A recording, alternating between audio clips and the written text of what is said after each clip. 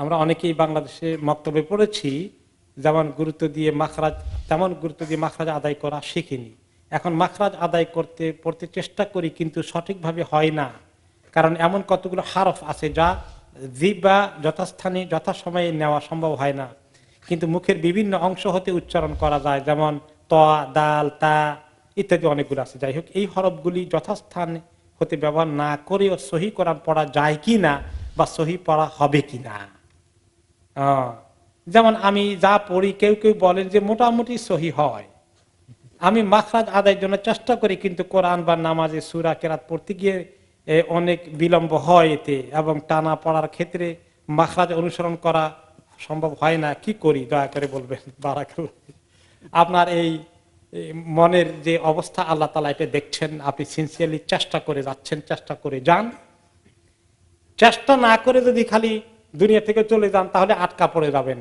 কিন্তু আপনি কসরত করছেন, আপনি চেষ্টা করছেন।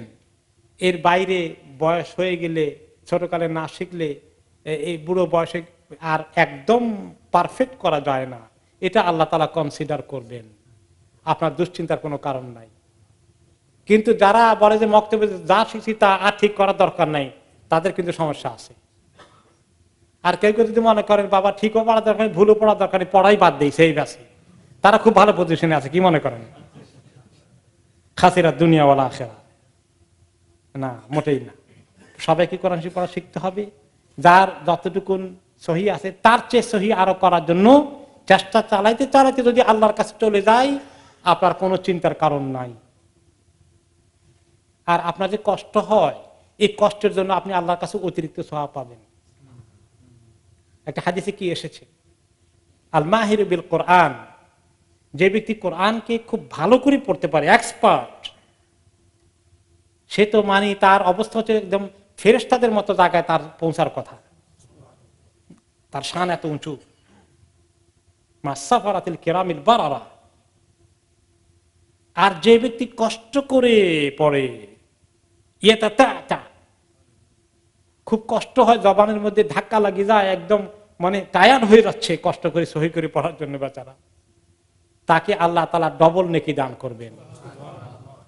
একটা হলো যে কোরআন তেলাওয়াতের সওয়াব, ওইটা পাবেন। আর কষ্ট হচ্ছে যে এই কষ্টের জন্য আরেকটি নেকি পেয়ে যাবেন। আলহামদুলিল্লাহ। কাজে আপনার দুশ্চিন্তার কোনো কারণ নাই। তবে সবাই যেন চেষ্টা করি কিভাবে একটা মিনিমাম স্ট্যান্ডার্ড সহি হতে করা যায়। এই বিশেষ করে যারা ইয়াং আছেন, মধ্য বয়সী, মাঝ বয়সী আছেন, তাদের চেষ্টা কন্টিনিউ করা উচিত।